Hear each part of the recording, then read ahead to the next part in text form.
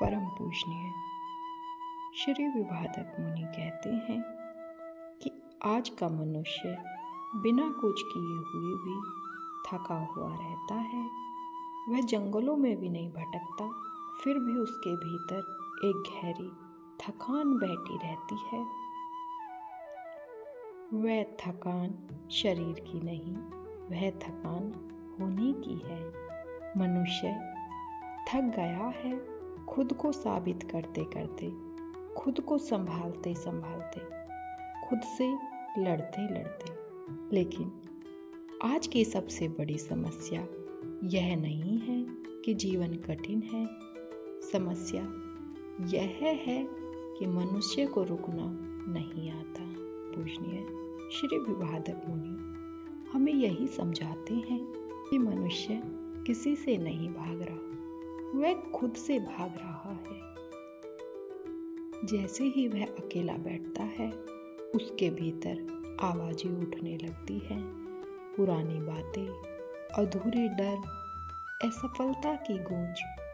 इसलिए वह खुद को व्यस्त रखना चाहता है, काम में, लोगों में, फोन में। आज की दुनिया में व्यस्त रहना सम्मान बन चुका है, पर किसी ने यह नहीं पूछा, व्यस्त होकर तुम कहाँ जा रहे हो। श्री गुरुदेव कहते हैं कि मनुष्य थका इसलिए नहीं कि उसके पास जिम्मेदारियां हैं, वह थका इसलिए है क्योंकि वह हर जिम्मेदारी को अपनी पहचान बना लेता है।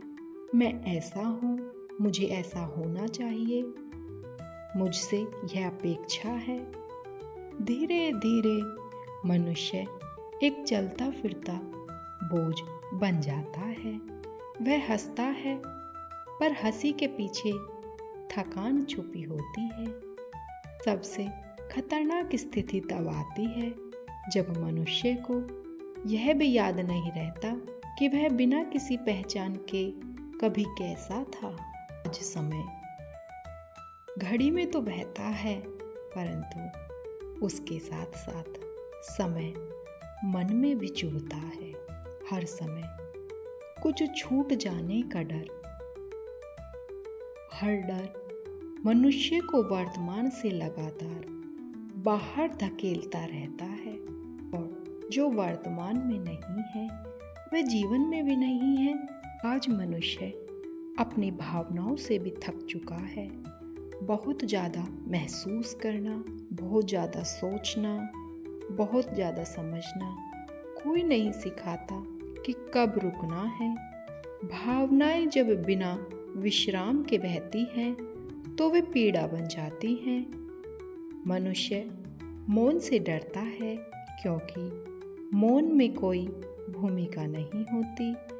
मौन में आप सिर्फ आप होते हैं, और वही सबसे कठिन है।